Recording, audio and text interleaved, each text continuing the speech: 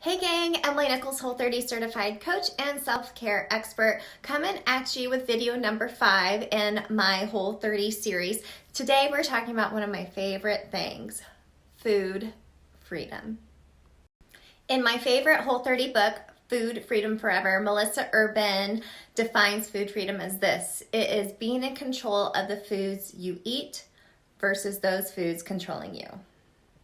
This is the most vital part of your Whole30 and the point we want to get you to. You go through the 30 days, you change mentally and physically, you go through your reintroduction, and then you define what your food freedom looks like based off all of that info.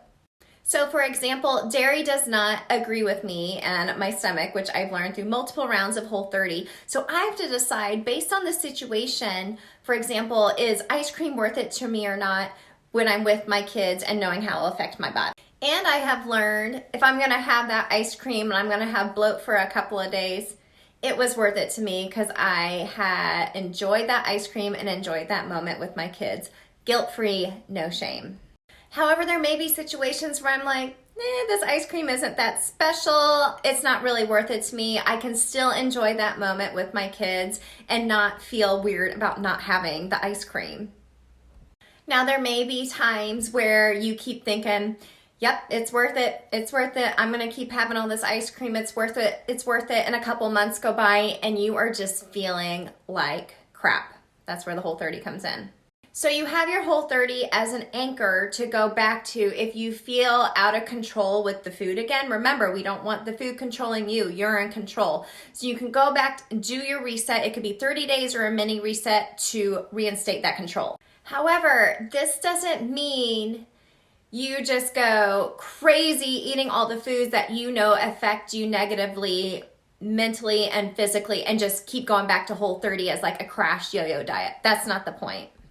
The point is, like I've said, we want you to feel in control of the food you eat. Food is emotional. You're coming from a diet culture mentality, and it's going to take some time to reverse that script in your head.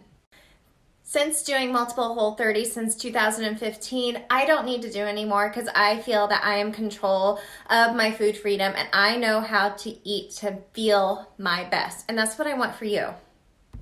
But give yourself some grace. This takes time. I've been on my own health journey and had to figure out what works best for me, and what works best for me is not going to work best for you. So give it some time and give yourself the gift of the Whole30 and food freedom. So if you're ready to find your own version of food freedom, you can click the link in my profile to join me with my January Whole30 group coaching experience. Still have more questions? Make sure to watch videos 1 through 4 in this IGTV series. And as always, you can feel free to message me with any questions that you have. Thanks so much for listening, and I hope to see you in my January Whole30 group.